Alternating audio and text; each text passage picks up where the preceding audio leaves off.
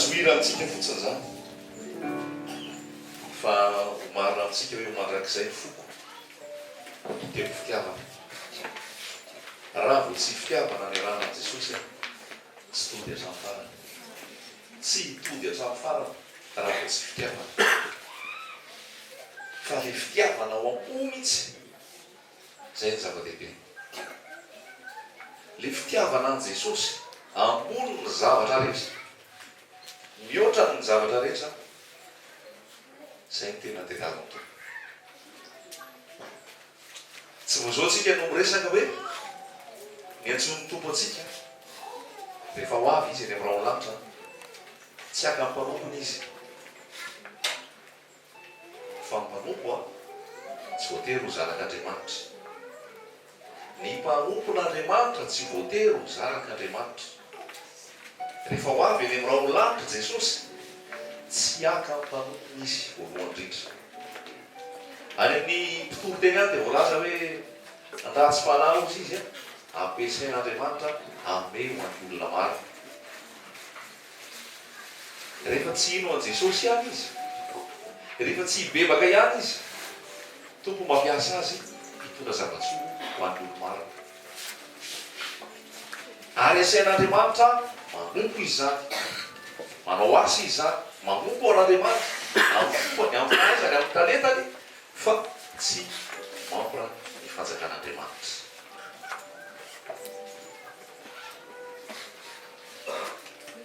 Romana 3:10 dia milaza ihany koa hoe solontenan'Andriamanitra irak'Andriamanitra misolo an'Andriamanitra eto tany ny manam-pahefana ny mpitondra fanjakana manompo an'Andriamanitra reny ary mbola ho adininy reny amin'ny fotoana izay atongavany ny fitsarana any amin'ny apokalipsy dia milaza mihitsy hoe avidy olo ry voro avidy olo ry voro mahery rehetra aty am'ty loasa ity aty am'ty terolohatra ity fa atonareo mihinana fatin'ny manam-pahefana rehetra aty nareo mihinana fatin'ny ministra fatin'ny prime ministre hinana fatin'ny manam-pahefana rehetra hoaninareo amin'ny apokalipsy misy azany satria tsy nanao sitrapon'Andriamanitra satria fahavalin'Andriamanitra tamin'ny fisainany tamin'ny fony fa teto tany dia nampiasain'Andriamanitra ihany fa ny tena tadiavintsika tsy ho mpanompon'Andriamanitra fa ambony zay rehetra zay malala an'Andriamanitra tia an'Andriamanitra fofomba zay nitsony Jesosy atsika Andriamanitra mamaky ny fontsika tsirairay avy zao eto Andriamanitra mahita ny saitsika sy ny fomba fiainatsika isan'andro san'andro miteny fitiavana ho azy ve tia azy ve fa zay ny baiko napetraky ny tompo ino na didy voalohany rina ozy tiavany Jehova Andriamanitra tsy miteny izy hoe manompo fa tiava ozy izy amin'inona ny tiavana amin'ny fo ny fo zany hoe io fotsika io dia daviny tompo ny fitiavantsika ny tompo tsy amin'ny fisainana ny fitiavantsika ny tompo tsy ho par intérêt azona zavatra ivahany ny olana atonga fahalasitrana na manasitrana ary ny tompo na mamaolana ary ny tompo na mandamina fiainana ary ny tompo tsy hany lay letam-panahy dia daviny tompo amintsika fa ny letam-panahy dia daviny tompo amintsika tsirairay avy na inona midona na inona mitranga na inona mivaly na inona tsy mivaly na inona miseho na inona tsy miseho ny foko Jesosy tianao zany le daviny Jesosy amintsika tianao foko ahoana moa ny tiavanao azy raha tsy tsapanao fitiavany tsisy olona ray ho tiako mihitsy raha tsy tsapako ny fitiavany any Andriamanitra mampiseho ny fitiavany atsika fa fony mbola mpanoty isika dia maty amody atsika Kristy na iza tonga eto androany dia ao anatin'ny planin'Andriamanitra ny amonjenanao ao anatin'ny planin'Andriamanitra voasoratra ianao voalahatra mihitsy ianao voateraka ho voavontsy fa anjaranao sisa ny misafidy ny famonjena zay ny fahamarina ny tenin'Andriamanitra zay ny planin'Andriamanitra ny olona rehetrarehetra dia voalahatra voantso ho amin'ny famonjena fa anjarany tsirairay avy ndray ny anaiky na tsy anaiky ny famonjena. Ary rehefa very ny olona anankiray tompo-tsafidy tompony andraikitra ny amin'ny fahaverezana izy. Fa ny tsirairay avy dia efa voasoratra, efa voavotsy amin'n Jesosy. Halleloia. Zay natonga le hira hoe tsy niandry ahy ianao anakaiky anao fa nitafy ianao mamonjena ahy. Fony mbola tsy ary ny fanorenana zao tontolo zao dia efa nomaliny Jesosy ho antsika tsirairay avy.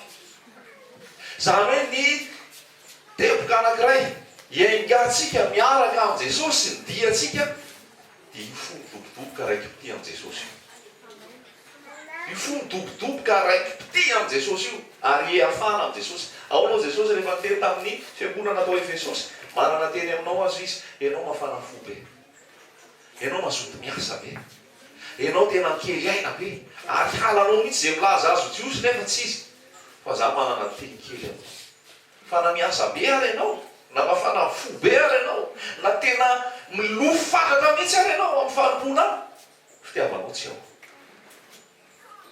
Afaka manompo an'Andriamanitra daholo ny olona rehetra fa fonjy eny Jesosy hoe tia ve? Tia anao ve? Zaho Jesosy. Halleluia. Mametra-panontaniana amin'ny tompo. Mametra-panontaniana amintsika ny tompony va? Taka rehefa maty Mosey, rehefa maty Jesosy dia nitsangana tamaty dia seho tamin'ny Petera. Fanontaniana voalohany nametraka ny tompo tamin'ny Petera dia ozy izy hoe ho tiava ianao. Ho tiava ianao. Zany tena tiany Jesosy apetraka amintsika. Ny fitiavanao ve izy mbola mihoatra no ny fitiavany reto ahy. Jesosy zany tena ataky antsika mihitsy hoe fitiavana ny itiavantsika azy. Ny fontsika mihitsy no mifantoka amin'ny Jesosy. Ny fontsika mihitsy no lina amin'ny Jesosy sy ny mombamomba an'i Jesosy. Ny fontsika mihitsy no dodina sy maika sy itery, isaintsaina, ijery, ibanjana an'i Jesosy fa raha vao tsy zay io taraikitsika. Raha vao olana iva fotsiny anatonantsika an'i Jesosy dia efa mitery aza e. Rehefa va io olana io mba ivay Jesosy. Satria olana ny ilainao vahana natongavanao teo amin'ny Jesosy. Ohatra le boka fola fanoharana be tena fianarana amintsika mihitsy. Tabataba ny boka fola mba hositranina zay dala ozy Jesosy. Miseho ampisorona. Ataovy izay fombafomba rehetrarehetra amin'ny fanadiovana anareo. Lasa izy folana be. Fa rehefa nandeha reny nadio teny am-pandehanana. Ary rehefa nadio teny am-pandehanana reny, ny anankiray ihany tonga saina. Dia le anankiray tonga saina, nanohy nandeha nanao fombafomba sy nanao ny zavatra rehetra ve? Le anankiray tonga saina lasa izy niverina dia nakeo amin'ny Jesosy. Dia niankohaka teo amin'ny Jesosy. Le anankiray tonga saina no nanantona Jesosy dia nitsaoka sy niankohaka aminy. Dia ozy Jesosy hoe tsy efa voadio daholo hoe izy folo. Nakaiza ny sivy. Tsy misy afa-tsy tia hafa fireneny ity ve mba mahay miankohaka midera n'Andriamanitra. Eo dia fahitantsika koa hoe Jesosy dia Andriamanitra. Halleluia. Satria Jesosy ny hoe tsy misy mandeha mahay mba misaotra n'Andriamanitra miankohaka aminy ve ozy izy afa-tsy tia hafa fireneny ity. Hafa fireneny io voavonjy io. Tsy jiosy, tsy Israelita fa hafa firenena. Dia io ny ankohaka misaotra an' Jesosy. Na sitrana ary zany le boka sivy tsy dika fa niditra amin'ny fanjakana lanitra izy. Ny boka afaka ny avokana fa ny lanitra tsy azo. Indraindray koa sitrana ny areta, voavaha ny olana, fa tsy ny famahana ny olana sy ny fahasanana ny aretana midika fa miditra amin'ny fanjakana lanitra ianao. Tsy midika mihitsy zany hoe miditra amin'ny fanjakana lanitra ianao. Raha tsy ianao mihitsy miankohaka eo amin'ny Jesosy, mandoarika eo amin'ny Jesosy, tia an' Jesosy, manaiky an' Jesosy, ho tia azy, tsy hiditra amin'ny fanjakana lanitra. Tsy ho par intérêt. Halleluia. Tsy ho par intérêt. Tsy ho par calcul be kajikajy mba hanarahana an' Jesosy. Ty misy zavatra andrasana amin'ny Jesosy. Mamaky fotsika any Jesosy. Matoa Jesosy miteny an'izany eto, dia misy moro ohatr'izay ny anarahany an' Jesosy eto. Mikiry izy fa mbola tsy mivaly e problème, mbola tsy azo le ilay, dia mikiry mafy izy. Fa raha azo ve io ilain'io raha vavy io problème io, mbola eo ve anao. Eo tiako tenenina tsy hoe eo eto, fa mbola ao amin'ny Jesosy ve. Mbola ao amin'ny Jesosy ve tsika tsirairay avy. soa koa fa misy reny anatorana Jesosy. Fa raha tsisy reny ngamba tsisy idedavana an Jesosy. Fa soa fa nataon Jesosy niatra ny zavatra rehetrarehetra mba hitodiana aminy. Misy ny aretina hitodiana amin' Jesosy, misy ny olana hitodiana amin' Jesosy, misy ny etsika sy ny latsa sy ny zavatra maro manahirana anatonana an Jesosy. Soa fa nasiany tompo an'ireny. Endriko ngeny Jesosy io e. Endry Jesosy io. Mahafantatra ny momba antsika tsirairay, mahafantatra ny toerantsika io. Fa rehefa tonga eo am Jesosy amin'izay ianao, dia hoe Jesosy tsy resaka olana tsony ty Jesosy fa za tena tianao fotsiny. Halleloia. Tsy resaka sitrana sy sitrana ty Jesosy fa na ho faty mihitsy raha amin'ny aretina za tianao foana. Halleloia. Fa ny aretina tsy hahafaty ampisaraka amin'ny fahazakany lavitra. Halleloia. Ahoana moa izy Paoly? Matoky ao izy fa na fahafatesana, na fiainana, na loza, na mosary, na fitanjahana, na fanenjehana, na ny ambony, na ny ambany, ninonina amin'izao zavatra ary rehetra zao dia tsisy asaraka amin'ny fitiavan Jesosy. Tsisy asaraka amin'ny fitiavan Jesosy. Le fitiavana an Jesosy raha lasana bavy zava-dehibe. Aiza ho aiza ny fotsika. Fa zay dia tokony mitady olona ty azy Jesosy aloha.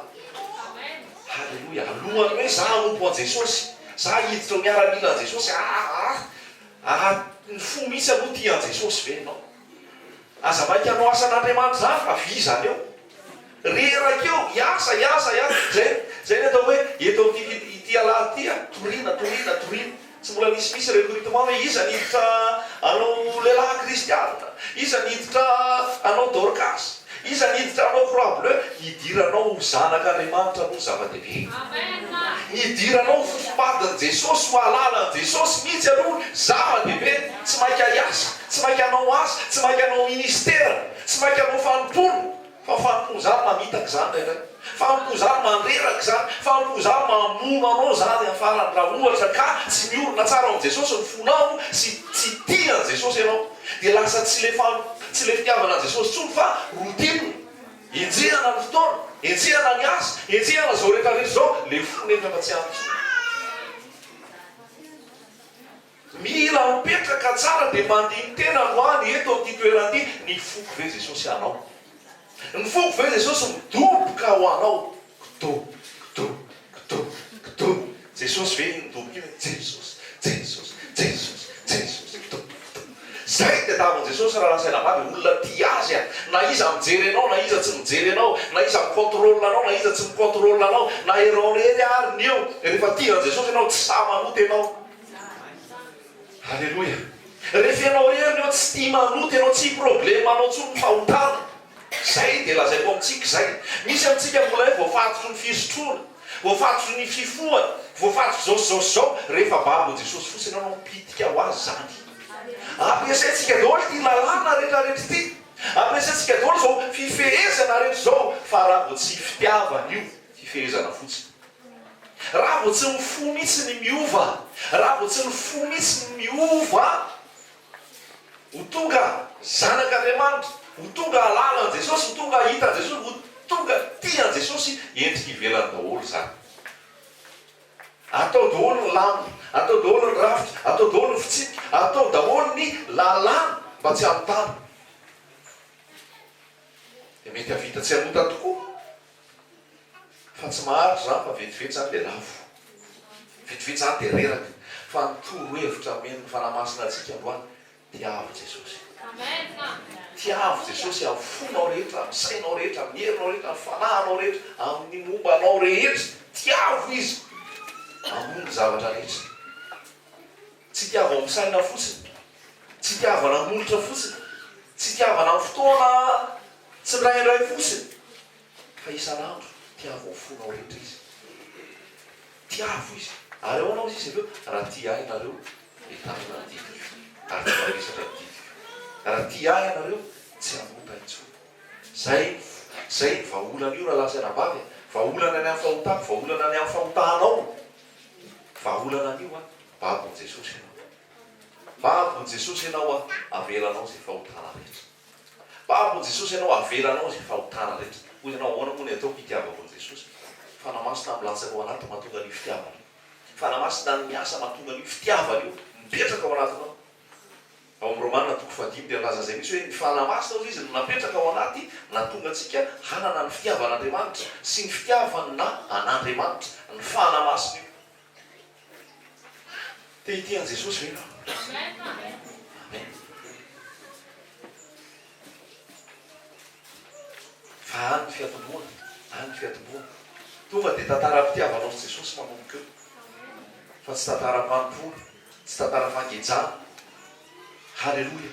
Eto amin'ity toerana ity tsy manambaranao antoko-pivavahana, tsy manambaranao fikambanana, tsy manambaranao olombelona, satria zany rehetrarehetra zany misy lesoka daholo. Misy lesoka daholo zany. Na misy ny fahasarahany sy ny famendrehany sy ny lafitsarany misy lesoka daholo zany. Fa ny tenenanao tsisy lesoka dia Jesosy.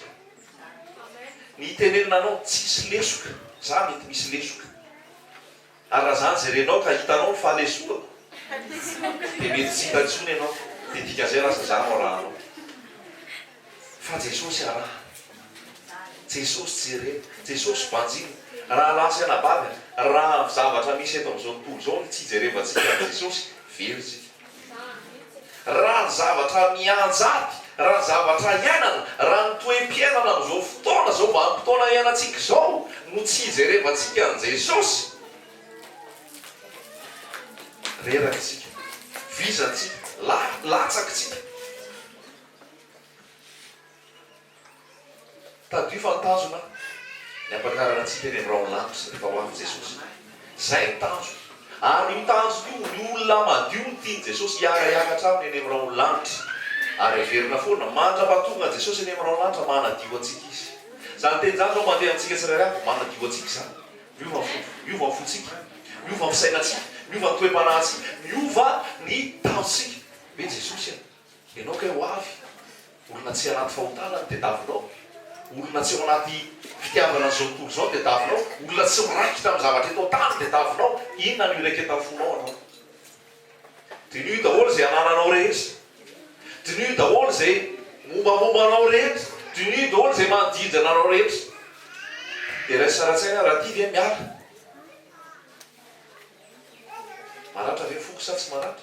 Raha ty ve miala? Maratra ve foko sa tsy maratra? Raha ty ve miala? Maratra ve foko sa tsy maratra? Raha ty ve miala? Maty asa tsy maty? Fa na inona endahana rehefa Jesosy hitoeranao, iraiketanao, tsy mampaninanao zay manodididina rehetra. Tsy ahoanao zay manodididina rehetra. Fa fitiavan'i Jesosy ny ambony aminao. Halleluja. Le boka ho raha ihany tafiditra tany fanjakan'anitra fa sitrany izy folo. Amin'izao fotoana toriana aminao miracle, toriana aminao fanasitrana, toriana aminao famahana ny olana, fa toriana aminao ve ny fitiavan'i Jesosy, toriana aminao ve mety avy Jesosy, toriana aminao ve ny fibebahana, toriana aminao ve ny tahotra an'Andriamanitra, toriana aminao ve ny fahamasinana, toriana aminao ve nzany hoe fiverenan'i Jesosy any ho avy, ary toriana aminao ve hoe aza miraikitra amin'ity tany ity ianao. Sa amporosiana velombelomina ny filana ao anatinao ho ty zao tontolo zao, ho ty ny rehaka zao fiainana zao, ho ty ny zavatra rehetra omeny zao tontolo zao. Halleluja. Jesosy dia nametraka anisany amin'izao Luka toko 4:10. Nareo izy raha ohatra ka tsy mandaza zay rehetra anananareo dia tsy azo ekenao mpianatra. Raha misy ty ray ozy izy na reno na zanaka mihoatra noho ny fitiavana raha, tsy azo ekenao mpianatra izy. Tsy azo ekena ho anahy izy. Ny detavin' Jesosy amintsika zany laharana voalohany eo amin'ny fiainantsika Jesosy. Laharana voalohany eo amin'ny fiainantsika Jesosy. Laharana voalohany amin'ny fiainanao ve Jesosy?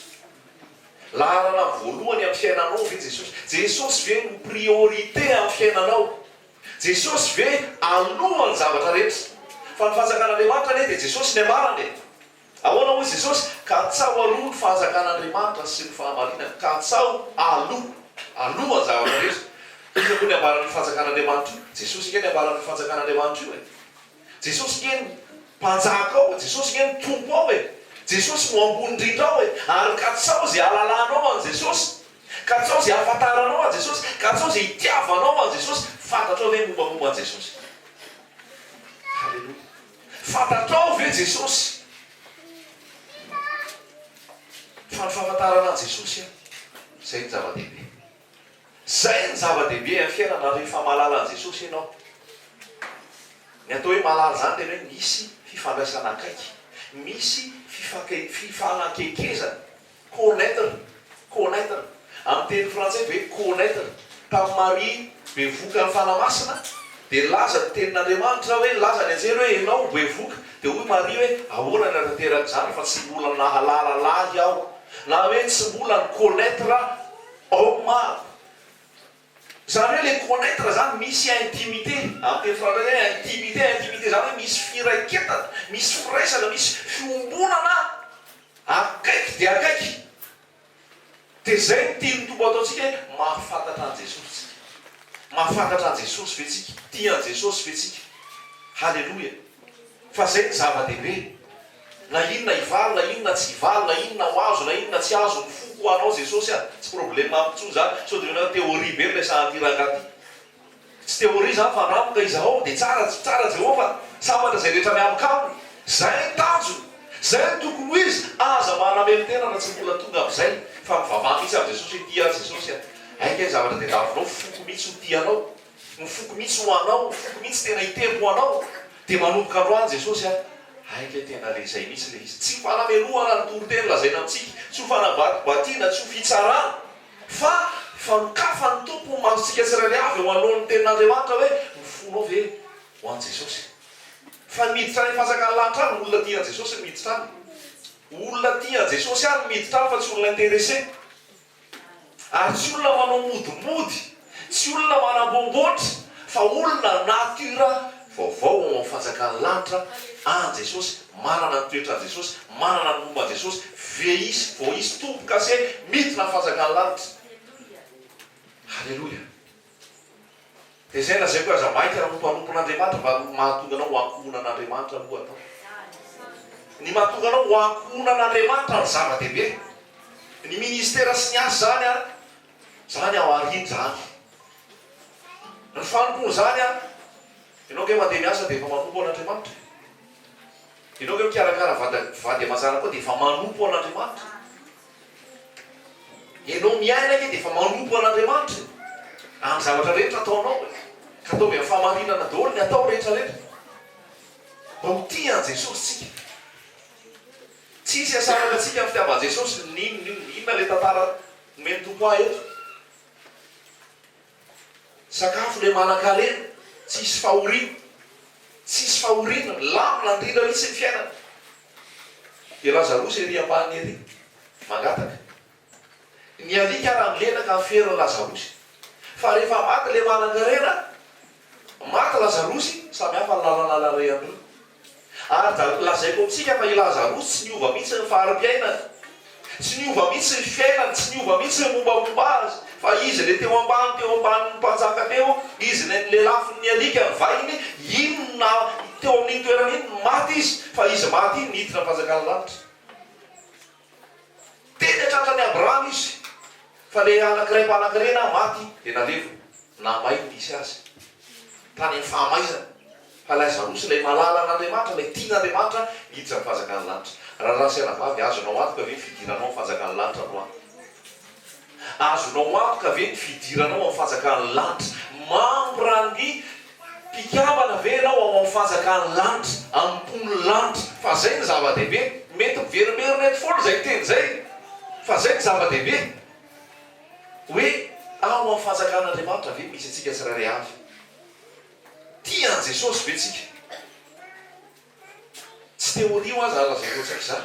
Iaina be da be no afaka mijoro vavolombelona, be da be no afaka mipetraka, be da be no afaka miteny hoe tia an' Jesosy, arobaro an' Jesosy. Fa ny talohan'ny tiavany an' Jesosy hainterena natonany an' Jesosy, amana olana na natonany an' Jesosy. Fa rehefa tonga tao Jesosy izy na avaly olana na inona zavatra sitrana, rehefa nahita an' Jesosy izy tia an' Jesosy, tsy niala teo mihitsy. Tia an' Jesosy izy. Zava-dehibe zany fitiavana an' Jesosy. Isan'andro Jesosy dia mitarika antsika ahoana lazay anaka atolory amin'ny fonao. Anaka atolory amin'ny fonao. Halleluia. Fony zava-dehibe. Tsy miteny hoe anaka atolory amin'ny fotoananao, anaka atolory amin'ny paosinao, anaka atolory amin'ny volanao. anakatolory any talentanao fa ambony zay rehetrarehetra zay ny fo mihitsy mitakin Jesosy omena azy ny fo mihitsy mitakin Jesosy hoe meo anany fonao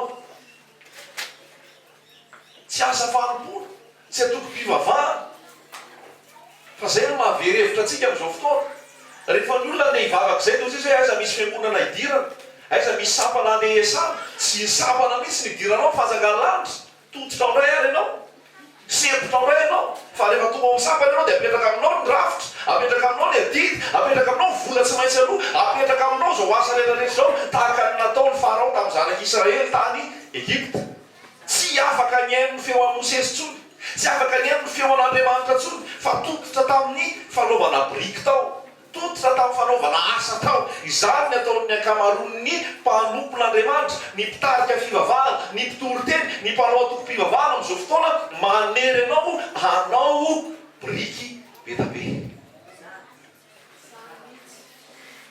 anery anao hanao briky betabe fonao tsy any amin'i Jesosy tia indray niezaka manaraka 30 millions 1 million 5 avy tsy maintsy alohanareo zay tia indray ny bie manaraka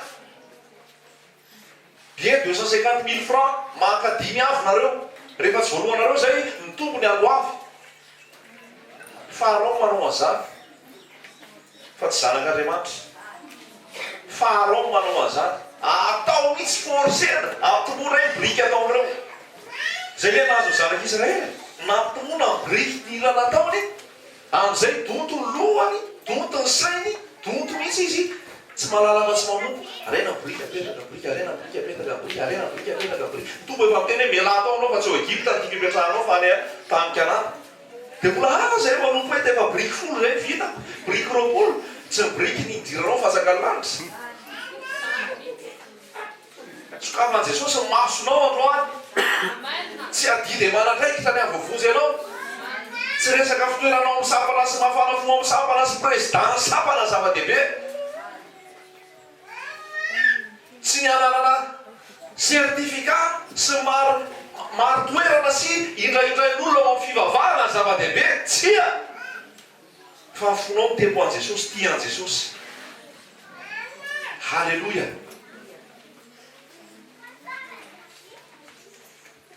halleloia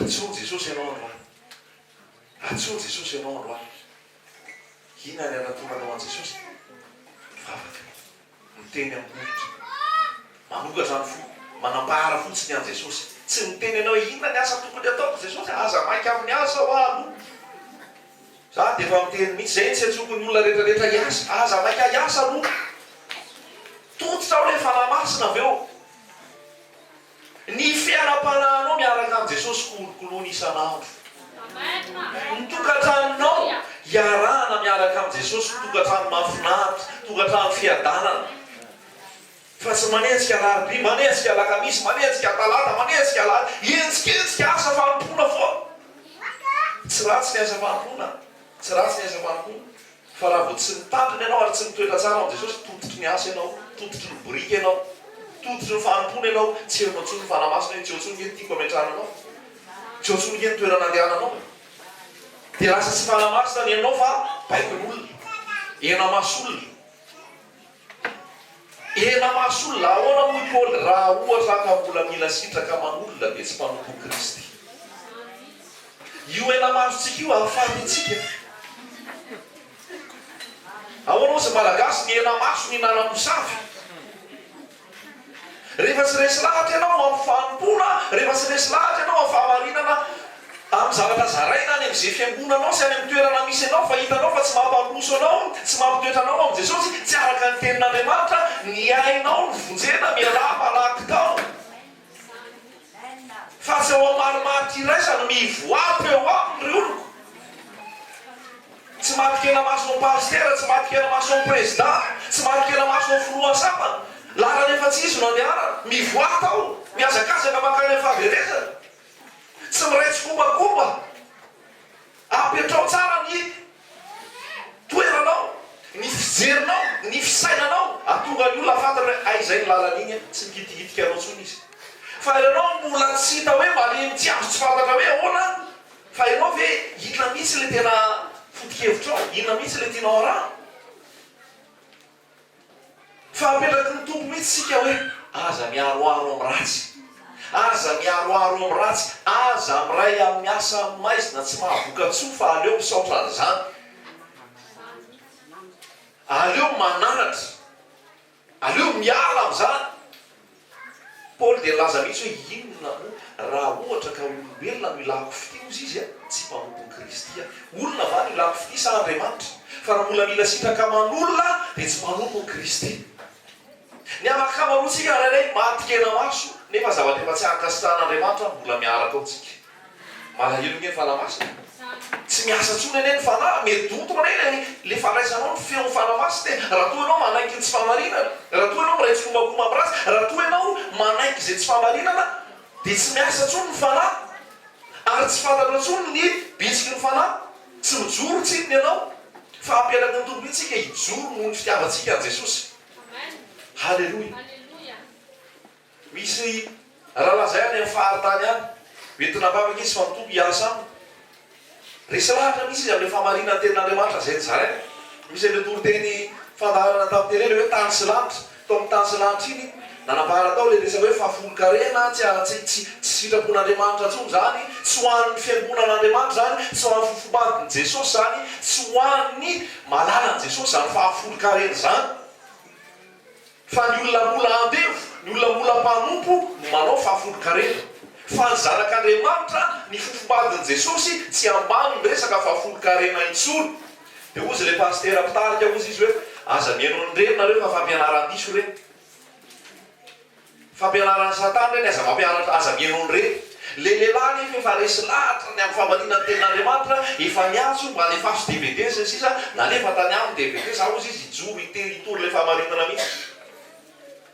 Fa tsy marina le zavatra nampianarana anay ato a, efa taona zay a, efa kely sisa nivoako pastera, dia efa nijoro mihitsy izy.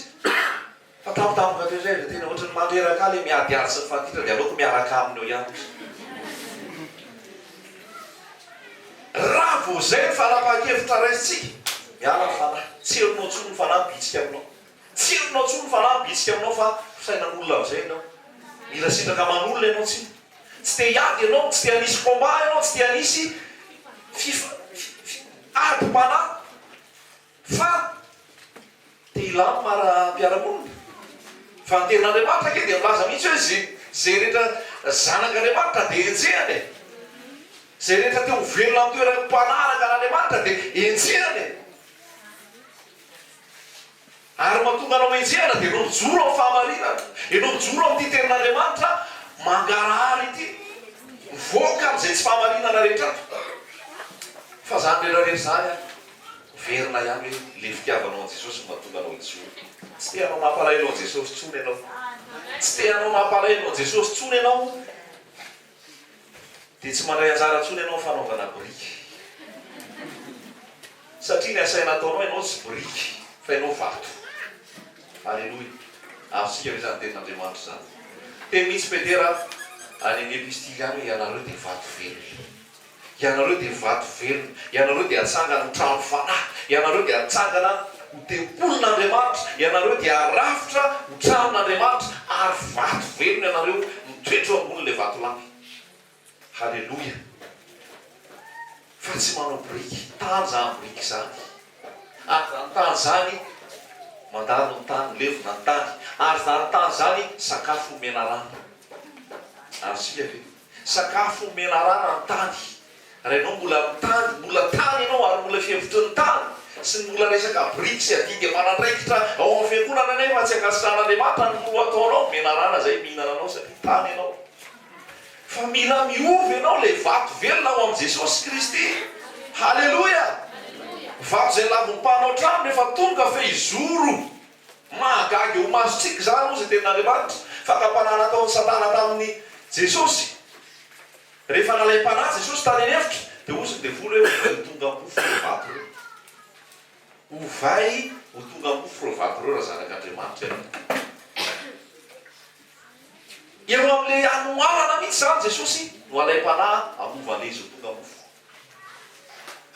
io amin'ilay tena mately anao misy ny tonga afakapanahy sy ny fizantoetra ary io anao mila manapa-kevitra hoe za ka toan Jesosy a fa lanitra ny antanjoko dia tsy azony Jesosy ho Jesosy tsy mofy amin'ny ivelomany olona teny rehetra aloako vavan'Andriamanitra tsy mova hain Jesosy hain Jesosy nanovany fa tsy tiany natao tsy mandray baiko avany amin'ny Satana izy fa ny vaty dia vaty foana amin'ny anaran'i Jesosy be da be ny olona zay milaza malokon'Andriamanitra amin'izao fotoana mamaty amin'ny vaty lasa mofo azonao hoe zany teny zany mamadika ny vato ho lasa mofo ireo vato rehetrarehetra tokony ho tempolo ny falamasina tokony ho tranon'Andriamanitra tokony ho fonenan'Andriamanitra tokony ho zanak'Andriamanitra tokony ho tian Jesosy ho vaina mofo andeha hoaniny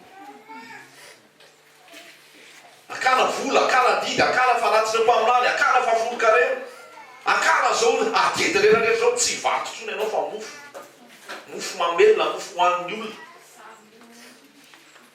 marana sadiso apetraky ny tompo mihitsy sika lay vato velona zay tonga milatsaka amin'izy mombomongo torotoro tafotoa satria anao zava-panahy no isainanao halleloia azosika ve zany famarinany tenin'Andriamanitra zany mandeha faramasina mitarika atsika manazava tsy mora nandray tenin'Andriamanitra ato fa tenin'Andriamanitra malazaina toy fa be dia be skoto isiny zany tsy eo amin'ny fanjakan'Andriamanitra zany skoto ao amin'ny fiangonana skoto zany tsy avy amin'i Jesosy zany tsy araka ny sitrapon'Andriamanitra zany skoto zany sefiterina sisa aiza ao anatin'ny baiboly misy azany baptême Poel namorona zany baptême Poel franc-maçon avy amin'ny franc-maçon resaka skotisme fahatanjahan-tsaina herin-tsaina herim-bata tompo tsy nitady herim-batana sy herin-tsaina fa ny tompo dia tavy tompo maty ianao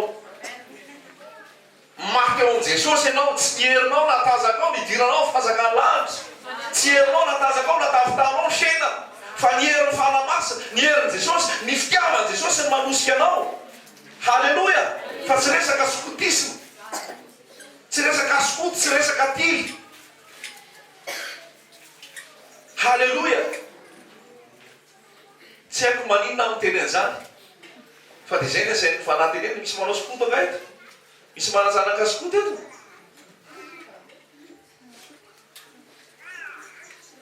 fa raha mananjanaka skoto ianao esoro tao zanako eny am-pasana ve ny asaina matory eny am-pasana ve ny asaina matory fatika eny eo misy fanahy fahafatesana ny ao miditra any amin'ny zanako ao eny avy eo tsisy Jesosy misy ao am-piangonana nefa mivoady eo aminy tsy araka ny tenin'Andriamanitra zany halleloia halleloia tsy mahita resaka skoto anaty baiboly zany tsika tsy araka ny tenin'Andriamanitra zany halleloia ho besaka ray no tafitoana amin'izany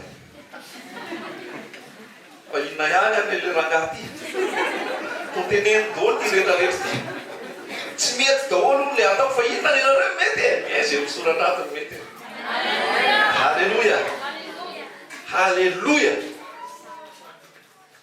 vavahady ny fiainatsika tsy haresy azy zany fiangonana Jesosy tsy mila manao skoto zany vavahady ny fiainatsika tsy haresy azy fa manomena azy ny fahalalahidiny ny fahafatesana andray mena rano izy andray mainko izy anitsaka mena rano izy anetsaka mainko izy na misotra mafaka azy izy tsy hafaty azy zany halleloia satria tiana Jesosy ianao velona ao anatinao Jesosy manjaka sy manapaka ny fiainanao ray manontolo jereo Jesosy raha lasa navavy amin'izao fiainana sarotro zao amin'izao ady mangotrako zao tsy ke manao anaty ady itsika zao amin'ny teny frantsay tribulation anatin'ny tribulation ke zao sao dia mbola miadriady rovina renao efa ady zao efa ao anatin'ny fanenjerana efa ao anatin'ny fikorotarana efa isa miteny hoe milamina be amin'ny fiainana amin'izao fotoana halleloia ozy Jesosy hoe vous aurez des tribulations dans le monde ety amin'izao tontolo zao no ahitanareo fahoriny fa raha vo tsy tian'i Jesosy amin'io fahoriny io dia mitsoka miala tena oka zay Jesosy fa enjana be zany raha fantatrosy zao le miaraka amin'i Jesosy zay tena rehefa mitory an' Jesosy tsika tsy mampanantena na be zany Ampalatenaina ny tirenareo ty le olona tonga hoe izy firy taona toatra tsy milama ihany izany e. Midiro ao Jesosy dia hoenjehany ianao. Midiro ao Jesosy dia betsaka ady ianao. Midiro ao Jesosy dia ho azo ny fitsapana sy ny fanenjehana ianao. Hiditra ianao sa tsy hiditra. Fa Jesosy hafa torinanao zao hoe midira ao Jesosy dia milamina be ianao. Midira ao Jesosy dia efa mitombo aingana be io. Tsisy miracle zany ao Jesosy raha tsisy asa ndana mitady asa. Ndana mikarama dia mahazo vola. Fa ten'Andriamanitra amin'ny teny mihitsy hoe izay tsy miasa aoka izy tsy hinana. Izay tsy miasa aoka izy tsy hinana. Paoly mihitsy dia miteny an'izany. Ndraindray ilay fivavahana hiafika fiainana fotsiny amin'ny akamoana. Ka miasa, ka mitady, ka mivelona, ka manao andraikitra izay tiana. Dia hoe mivavaka. Miracle misy mihitsy ny miracle. Fa araka sitrapon'Andriamanitra ve? Fa tsy hoe tsy kamo be fotsiny dia lasa kamo be malagasy dia mivavaka. Kamo andray andraikitra, kamo ijoro, kamo hiafy, kamo hiady. Dia hoe mivavaka. Dia tsy mianatra. Mianara tsara izay mbola mianatra ato. Taovy tsara ny fianarana. Fa tsy hoe izay tsy mianatra fa izay mivavaka fotsiny. Tsia! Ianaro izay fianarana ampianarana. Mba olona mahay. Ataovy tsara ny fianarana. Mazoto fa aza malaina. Izay lazainy ten'Andriamanitra. Izay miasa miesa tsara. Azao ny fotoana fidirana ny ampiasana. Azao ny fotoana firavana. Ataovy tsara ny asa tokony atao rehetrarehetra. Fa tsisy miracle io. Tefaray miracle misy fa. Fa tsisy miracle io ianao hoe mamafy voa. Dia arakaraky ny amafazanao mifijanao. Tsisy asa ianao. Dana mitady asa. Misaotra fanamasina dia fanamasina mampiteny arak'izay tia tenena rehetra. Io fivavahana io tsy afaka tsy afempena na anaovana asa ratsy zavatra fanapakana sy fanararotana sy fanapakana olona io fivavahana io. Fa zay mihitsy lazainy Paoly tamin'ny mponina tao Tesalonika hoe zay mahita maheno zay fa mpiara-bavaka aminareo sy Paoly ao amin'ny Tesalonika tsy miasa fa mandeha manaranaraka rahalahy iny fotsiny. Dia mihinana sy mitango amin'ny rahalahy iny fotsiny. Jereo daholo reny olona misy Paoly dia tenenao nahy. Fa ny fanjakan'Andriamanitra tsy hany fikorontanana ozy. Fa zay tsy miasa aoka izy tsy hinana. Fa zay fantanareo zay apôstôly. Izay tory tenin'Andriamanitra. Fa na indray mandeha ozy izay tsy nitady volamena anareo. Na indray mandeha izay tsy nitady vola fotsinareo. Mba hanafotoana anareo sy hamankitratra anareo. Fa ny tananay miasa ozy izy avy manaraka. Eritreretinao amin'izany. Paoly apôstôly. Paoly apôstôly manao fahagagana, manao asa lehibe. Fa tsy niteny mihitsy izy hoe za apôstôly manao asa fahagagana sy ny maro meo aho vola. Meo aho izay tokony ho ahy. Tsy nakata aminareo mihitsy aho izy na ny kely ary. Tsy naniry lamba anareo aho, tsy naniry volamena anareo aho, tsy naniry vola fotsinareo aho. Fa ny tanako ny asa amin'ireo manalina. Ivelomako izaho sy izay rehetrarehetra miaraka tamiko. Mahita ianao amin'ny asan'ny apôstôly tonga vao 12 fa i Paoly dia mpanao lay. Ary miaraka tamin'ny Aquila sy ry Priscilla izy nanao lay. Zany hoe mety amin'ny alina izy zany vita ny fitoriana, vita ny asa, lasa izy no manao lay. Ivelomana. Dia vita indray ny lay, dia amidiny iny tsy haiko manao livraison kely ngamba ry Paoly, dia lasa indray izy mitovy teny. Tsy midika mihitsy hoe zanak'Andriamanitra, mpanompon'Andriamanitra dia tsy asa. Anao professionnel amin'ny fivavahana. Dia haka vola aman'olona fotsiny. Misy no atson'olona koa atsony ten'Andriamanitra, atsony fanahy mihitsy hoe ndao ianao hiasa zato isan-jato ho an' Jesosy, ny fanahy masina no mitady. Dia izy mihitsy no atsony tompo amin'izany, tompo miasa mpiarakara azy. Fa misy ny tsy atsony tompo amin'izany, fa ataon'ny tompo sady miasa no mandeha mitory tenin'Andriamanitra. Halleloja.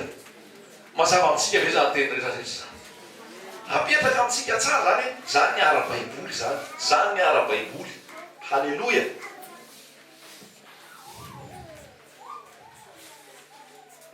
Jereva Jesosy. Jereva Jesosy. Fa io nge tenin'Andriamanitra Jaona 3:7. Jaona 3:7.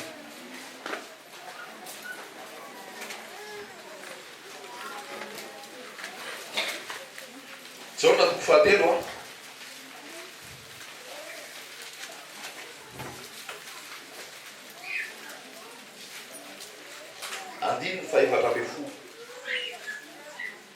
fotsy miraisitsika.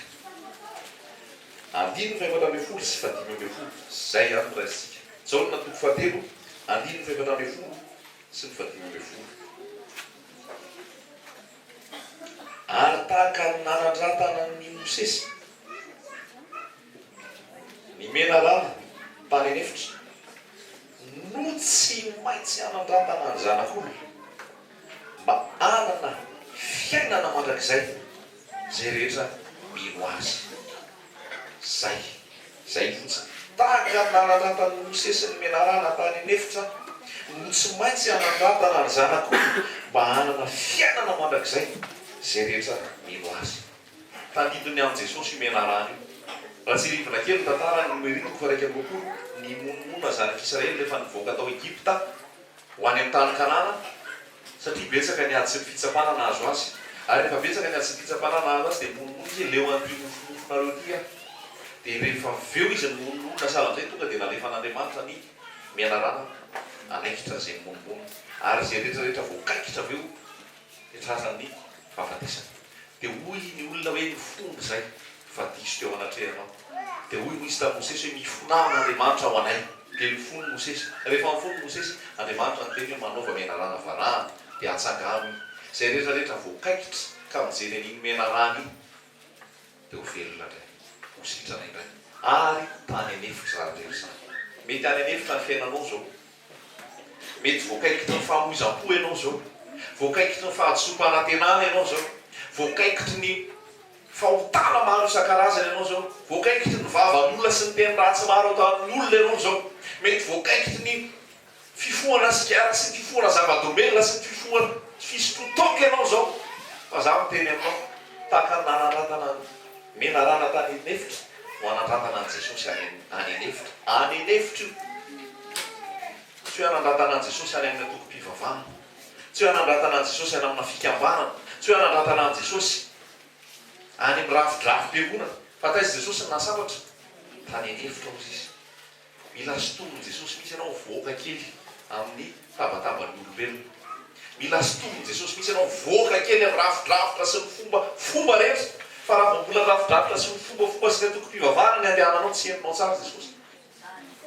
Dia zay mahatonga anazy hoe tahaka ny nanandratana ny mena rano tany anefitra. Any anefitra io raha lasaina vavy meteza ampidirin'i Jesosy any anefitra miditra garazy zany. Any ianao inona ny any anefitra? Maina any. Foana any. Fa any Jesosy miteny amin'ny fona. Toa ny any amin'ny océan hoe entiko any anefitra izy dia aby itenenako amin'ny fona. Atao Jesosy misy ny ady eo aminao sy ny fitsapany eo aminao. Sotomony ianao makany anefitra, ibitsihany aminao ny sitrapony. Ibitsihany aminao ny heviny, ibitsihany aminao fa izy mpamotsy sy mpanavitra anao. Fa jereo Jesosy. Jereo Jesosy aza mijery olona. Halleluja. Tena za miteny aminao raha lasaina vavy ny publicité atao hoe te publicité an' Jesosy. Tsisy afa-tsy Jesosy. Ny ambon'izay lofo. Ny ambon'izay mety tsy azo antoka. Ny ambon'izay marifrifo. Ny ambon'izay tsisy mateza. Fa ny mateza mandrakizay garanti avi Jesosy Kristy ny anarany. Halleluja. Io nefa namaky ny tany anefitra io. Io nefa namaky ny latsa sy ny heso nataon'ny olona io. Io nefa namaky ny kapoka sy ny latsa sy ny fangorana nataon'ny olona io. Fa tao anatin'izany rehetra izany izy tsy namota. Ary nanolotra ny adiny tamin'Andriamanitra. Ary Andriamanitra nampandresy azy. Tsy resaka fahaizana teny Hebreo mavonjy ianao. Tsy resaka fahaizana resaka judaisme. Ny hoe Elohim sy ny Adonai sy ny zay koa masy malaza anao Elohim, Shalom, Yehoshua, Adonai izy. Raha lasaina vavy Jesosy ihany. Jesosy fotsiny. Tsy resaka fahaizana teny Grika. Tsy resaka fahaizana histoara. Tsy mamonjy ny histoara. Tsy mamonjy ny tantara am-piangonana. Tsy mamonjy ny resaka Grika sy ny teny Hebreo. Fahaizana fotsiny zany, fahalalana zany. Fa mamonjy raha lasaina vavy Jesosy. Halleluja. Mety tsy hainao teny Hebreo fa hainao mahalala Jesosy. Halleluja. Ny vavanao tsy misokatra mahafonao midobodoboka amin'ny resaka amin'ny Jesosy. Halleluja. Zany zava-dehibe. Mety tsy hainao Grika fa hainao mahafantatra an' Jesosy. Halleluja. Mety tsy hainao teny Latina latina nantikana baiboly ianao mafantatra an' jesosy zava-dehibe zany ny fahalalana ke mampieboebo e rehefa ny olona manaparana zay inona dika ty amin'ny teny hebreo zao ny tantara ty ara-piangonana raha dika teny grika dia avy amin'izao zao momba ty sady voarina olona jesosy ihany raha lasena bavy a amin'ny fahatsorana amin'ny fitiavana an' jesosy fosina halleloia halleloia terana jesosy terana jesosy jesosy de ampy jesosy jerena jesosy de rena so de zany hoe sy efa leo be amin'ny jerena jesosy efa ampy tsy ampy mihitsy io narovina anao jerena jesosy mbola mahita zava-baovao amin'ny jesosy foana halleloia fa tsy lasa leoleo an' jesosy de lasa miditra grika kely miditra hebreo miditra tantarany fiangonana very any ianao raha vao tsy mitantana tsy miteny hoe rasy ny hebreo tsy miteny hoe rasy ny grika tsy miteny hoe rasy ny resaka tantara-piangonana fa zany zavatra babany zany fa zava-dehibe raha lasaina mbavy jesosy a jesosy fotsiny a ao anao sy jaona amin'ny jaona toko voalohany hitanay ny endrina ozy izy de le endrika latokan'Andriamanitra hitanay ozy izy mivoninahitsy ny hery petera sy jaona sy jakoby zany miakatra ny tendrombohitra mahita ny endrika jesosy tsy am'le maha-olombelona sy mpandrafitra intsony fa fotsifotsy manjelanjelatra ozy ary ny avotsiny zany ozy izy na vy fotsy teto an-tany ary tsisy azo oarina taminy malala an' jesosy ampanavy ianao mahita an' jesosy ve ianao tsy midika akory zany hoe dala makasara an' jesosy eny analakely de ametao andrindrina misy miteny anao fa jesosy tsy miteny an'izany mihitsy aho hijery an' jesosy foana hono fa anao akasary tsia tsy miteny mihitsy a tsisy sary zany ao amiko na ray ary hoe momba an' jesosy iza milaza anao fa jesosy sary manjelanjela iny misy ohatry boribory elo de etsika kely de ohatrany manjela fiza miteny fa jesosy jesosy zany raha mahita an' jesosy zany midaboka amin'ny tany tsy tafatoetra vakio tsara ny Daniela toko fahafolo Ezekela toko voalohany fa i Daniela sy Ezekela rehefa nahita an' jesosy kristofania filaza zay zany hoe jesosy hita tany amin'ny testamenta taloha hita endrika fa rehefa nahita an' jesosy zany nalasaina vavy tsisy minona afaka natao fa daraboka amin'ny tany daraboka amin'ny tany mihitsy nadaolo momba azy nankofotra ozy Daniela atsatra valomaty mihitsy aza ty nahita an' jesosy raha lasaina vavy Mosesy zany nahita an' jesosy zany nahita an'Andriamanitra zany midina avy any an-tendrombohitra izy tsy maintsy nasiana voaly fa tsy zakan'ny olona mijery azy tsy zakan'ny olona mijery azy fa nanjelanjelatra izy ianao koa rehefa tafahoana an' jesosy e ao amin'ny hevitra ao mahihinao hita be hoe manana an' jesosy ianao tsy mamoarina aty ivelany rehefa mivavaka ianao mitoetra tsara ao am' jesosy miorina tsara ao am' jesosy ao an-trano ianao mivavaka ao an-trano ianao mamaky teny ao an-trano ianao miorina tsara ao am' jesosy mivoaka eny an-dalana ianao manimanitra jesosy halleloia mivoaka any an-dalana ianao mamirapiratra hita misy kitana eny aminao endry malika eny amapionona misy kitana manjelanjelatra ny satria tafahoana am' jesosy fa tsy tafahoana amin'olombelona tsy rinao ve zany tafahoana am' jesosy fotsiny halleloia tsara jesosy zavatory ianao Jean Paul zany narana maizy azy zany zay ozy jiosy zay fariseo zay taranaky ny benjaminita zay korana tamin'ny andro favalo zay gamaliela nampianatra anay zay ny tena izy ary nanentsika ny fiangonana rehefa tamiona tamin'i jesosy zany teny amin'ny lalany damaskosy tsisy mahafariseo azy tsony tsisy mahataranaky ny benjaminita azy tsony tsisy double nationalité azy tsony hoe sady grika ny romanina ny jiosy ny sady romanina ny jiosy fa tonga de nidaraboka nahita an' jesosy manjelanjelatra mampatahotra iny jesosy io mampatahotra tenena hoe mampatahotra tsy afaty fa mampatahotra hoe tena goavo zany jesosy zany so de verinao fa rehefa miteny zany jesosy zany de ohatra zany feoko miteny moramory zany fa jesosy zany rehefa miteny mamaky anao amin'ny apokalipsy fa ohatra nonjan-ranomasina ao ny feoany ohatra ny feoana trompetra ny feoany so de veritsika fa ohatra ny olombelona fotsiny tsotra sao fa Paul de niteny mihitsy hoe raha nahalala an' jesosy ara-mofotsika mozy izy Korintianina faharoa toko fahadimy tsy malala azy araka izany tsontsika zao zay tsy ametrahantsika sary eny amin'ny rindrina tsy ametrahantsika sary atao anaty baiboly io jesosy tsy voafetranao amin'ny sary zany jesosy izy naka sary an' jesosy tsisy vakany zany hoe vavaka amin' jesosy, tsisy labozy zany hoe vavaka amin' jesosy, tsisy sarymasiny zany hoe vavaka amin' jesosy, tsisy rano zany hoe miavavaka amin' jesosy. Jaona toko efatra dia milaza hoe zay vavaka aminy dia mivavaka amin'ny fanasy amin'ny fahamarinana. Fanasy amin'ny fahamarinana zany tsisy materiel zany, tsisy zavatra ilay zany asiko labozy atao am'izay jesosy manazavazava anaty kokontsia. Tsy mila labozy zany hoe hivavaka dia asiko labozy atao anazava anazy jesosy, mifanamasy tao anatinao manazava anao. Tsy mila hoe vakany zany, tsy mila hoe sary zany, tsy mila hoe manao sapile zany, tsy mila hoe manao chapelle zany hoe eto ny fotoanako amin' jesosy isa-maraina tsy ena. Jesosy ao am-ponao, fanamasy tao anatinao, ianao mivavaka amin'ny fanasy amin'ny fahamarinana, miaraka amin' jesosy isanandro. Halleloia. Dia ho hitanao zany hoe fahatsarany jesosy, avakio baiboly fa io manambaran' jesosy. Jaona talohana nahafatesan' jesosy. Dia hozy foana le voalaza amin'izao hoe ilay mpianatra tian' jesosy, ilay mpianatra tian' jesosy, izy io teniteneny io dia tsy miteny hoe Jaona, fa ilay mpianatra tian' jesosy. Dia rehefa alohan'ilay hamadiana an' jesosy dia lasa ny mba natory teo amin'ny sandran' jesosy, eo an-trantran' jesosy satria ilay tian' jesosy. Zay jesosy amin'ny endriny anankiray. Fa jesosy avy eo rehefa anehoana tamin'i jesosy, Jaona natao amin'ny apokalipsy. Tsisy vita makeny an-trano zany tsoa fa daraboka. Daraboka mihitsy satria Andriamanitra velona i jesosy io. Ary Andriamanitra velona io koa mahatonga antsika tsy hanota intsony.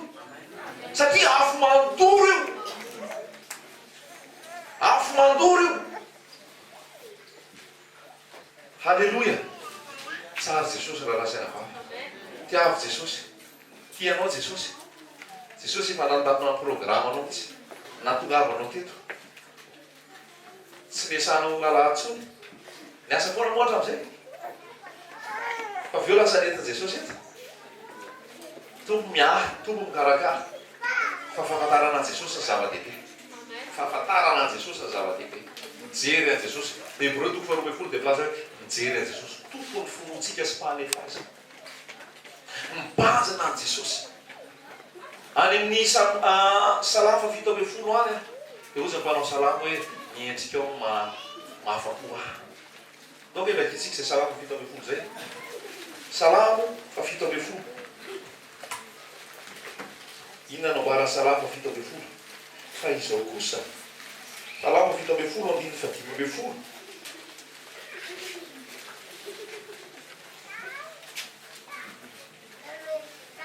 Fa izao kosa dia aoka hita amin'ny tavanao amin'ny fahamarinana. Aoka ny endrikao no ahafapo ahy. Rafo. Zay ny faniriana. Mba antsika tsirairay. Mba ho vavakantsika io vavaka io tahaka ny Davidy io. Aoka ny endrikao no ahafapo ahy rafo. Hita mahafapo anao rehefa mifo. Telefônina, smartphone, sarisary, Facebook, télé, aoka ny télé no ahafapo ahy rafo. Zava-poana daholo zany lalasaina vavy. Zava-poana sy misambodrivotra daholo zany aho. Tsisy antony daholo zany aho. Fa tena salamo 7:10 io hoe aoka ianao jesosy mahafapo ahy. Raha mbola zavatra fa mahafapo anao mieritrereto. Tsy eo aminao zay jesosy. Fa raha hitanao hoe misy zavatra be da be eo aminao ka tsy afapo ianao, tsara be zay. Jesosy ny tsinona no mahafapo. Fa raha misy zavatra be da be eo aminao koa izy ianao afapo mihitsy aho, tena tsy mila jesosy ianao zany. Fa jesosy mihitsy mila mahafapo anao hoe tena jesosy mihitsy mahafapo ahy. Ozy Petera matsy ny olona nanovatany epistily hoe zay tsy mbola hitanareo izy dia tianareo. Ary ifalianareo amin'ny fifaliana lehibe sy tsy azo tonoana. Zany io jesosy io. Finoana hoe miaraka amin'ny jesosy io, tsisy kisarisary. Finoana! Aoka ny tavanao no ahafapo ahy. Raha vao mifoha. Iza mba maniry an'izany? Tena hoe ianao vao maraina jesosy. Matsiro vao maraina dia entsiketsika. Ary fa ny tavanao jesosy no mahafapo ahy. Ahoana moa ny atako ny tavan'i jesosy? Ahoana ny atako ny tavan'i jesosy? Vavaka. Inona tianao andro anotontolo jesosy? Inona tianao atao? Inona tianao alela? Jesosy raha lasaina vavy. Jesosy raha lasaina vavy. Jesosy ihany. Io ny azo antoka. Io tsara. Io ny mpamonjy. Io tsara indrindra. Ary zay lazaiko anao tsy tapitra ho any aminy. Jery an' jesosy zany. any an'Ezekela anao dia mahita hoe endrika anankiefatra Jesosy, endrika lioana, endrika olombelona, endrika omby, endrika voromahery. Zany mbola Jesosy koa zany. Jesosy sady lioana, Jesosy sady olombelona tonga nanomby teto tany, Jesosy sady omby endrika ny fanompona, Jesosy voromahery ilay ambony indrindra ilay Andriamanitra. Endrika Jesosy daholo zany. Vakio tsara io Ezekela toko voalohany, toko faharoa, toko fahatelo ahitanao fa Jesosy. Apokalipsy toko voalohany hitanao volo lava be fotsifotsy, masony tena mirehitra, ny lelany tahaka ny sabatra, ny tongony tahaka ny varahana. Zany Jesosy zany. Fantatrao ve Jesosy? Halleloja. Tena tiana zaraina antsika zany. Fa zany teny aminao fa Jesosy ny vahaolana. Tahaka ny nanatantana ny menarana tany anefitra, tsy maintsy anatantana ny Jesosy. Ary anana fiainana izay mino azy. Halleloja. Zany teny aminao lasa raha aminao raha lasa navavy, tsisy fiainana fa tsy eo amin'ny Jesosy. Tsisy fiainana raha tsy eo amin'ny Jesosy. Saritsary-piainana daholo ny akoatr'izay. Saritsary-piainana daholo ny akoatr'izay. Fa Jesosy, Jesosy tsy voafehiny ritrinefatra, tsy voafehiny olombelona, tsy voafehina tokom-pivavahana sy fikambanana. Jesosy tsy voarefinao zany. Lara zany, avo zany, lehibe zany. Ary olomeny mandrakizay tsika mbola andinika an Jesosy foana. Hitazana an Jesosy foana. Azotsika ve zany? Azotsika ve zany? Dinio fotsiny Jesosy mba jereo fotsiny Jesosy. Izay ny alazaiko anao. Problème fahotanao tsy problème rehefa meo an Jesosy ianao. Tsy mahay manao sitrapon'Andriamanitra tsy olana rehefa tafahona an Jesosy. Zay olona tafahona tamin'i Jesosy zany raha lasa anabavy, tonga dia miaika ny fahotana zany, tsy mila ny teny akory. Petera zany rehefa tsy Jesosy, narino ny aratiny, niarino ny sambony, narino ny lakany, naravelany teo ray, lasa izy nanaraka an Jesosy. Mahita an Jesosy. Afotsika rehetra. Teo eo akaiky Jesosy veny. Fa za miteny aminao tsy miteny io Jesosy io, mibitsika io Jesosy io, mikasika io Jesosy io, mamelombelona io Jesosy io. Ianao zay hitanao hoe tena maty azany, mamelona anao Jesosy io. Ianao zay tena maty mihitsy aty, manao natongava Jesosy, anome fiainanao anao. Ianao zay mety hoe tena voapozina mihitsy aho, tamin'ny tsy haiko na voapoziny olona mihitsy ara-mofo, za miteny aminao Jesosy manala-pozina. Halleluja. Raha misy tena hoe voapoziny olona tamin'ny fisainandiso, ny eritreri-diso, ny amin'ny toe-po maro isan-karazany, fo maratra, fo malahelo, fo miaro, fo tsy tia, fo tsy mamela heloka. Jereva an Jesosy. Mijereva an Jesosy fa io fonao marato io sitranan Jesosy. Asa nanambiampy ianao ity. Amela helo, feno fitiavana. Halleluja, jereva an Jesosy. Eto Jesosy androany. Jereva amin'ny finoana Jesosy. Jereva amin'ny finoana Jesosy. Ianao milaza tena matimaty ny fiainam-panahinao, mangatsitsika ny fiainam-panahinao, androany Jesosy vonona hanafananao ray. Androany Jesosy vonona hanafananao ray. Ianao zay tenenin Jesosy hoe niala tamin'ny fitiavana voalohany ianao. Ary efa ianao koa mahatsapa fa niala tamin'ny fitiavana voalohany, dikana vaovao indray androany, andeha amin'ny fitiavana voalohany eo amin'ny Jesosy. Halleluja. Andeha amin'ny fitiavana voalohany eo amin'ny Jesosy. Halleluja. Ianao zay mbola tena hoe tsy nalala an'izany Jesosy zany ary tsy fomba-pivavahana narahanao ary mbola vogeza fahotana ianao androany. Androany ianao raha mino ny fanafahan'i Jesosy. Androany ianao raha tapa-kevitra hijery sy hiroso amin'i Jesosy. Ary tena hoe amin'ny fahamarinana tokoa ary tsy laingalainga, tsy modimody. Za miteny aminao zato isan-jato fa manafaka anao Jesosy. Manome fiainanao anao Jesosy. Ianao mahatsiaro mbola misy banga foana ny fiainanao. Malahelohelo rehefa lady arivo. Monamonaina kely amin'ny fiainana. Za miteny aminao fa rehefa Jesosy miditra ao amin'ny fiainanao, tsisy monamonaina izany tsony ao. Tsisy malahelohelo izany tsony ao. Tsisy lônilôno ny fiainana izany tsony ao. Fa faly manana an Jesosy.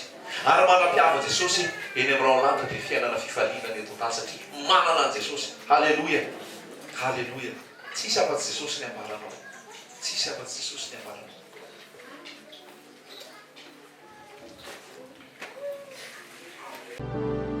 Thank you.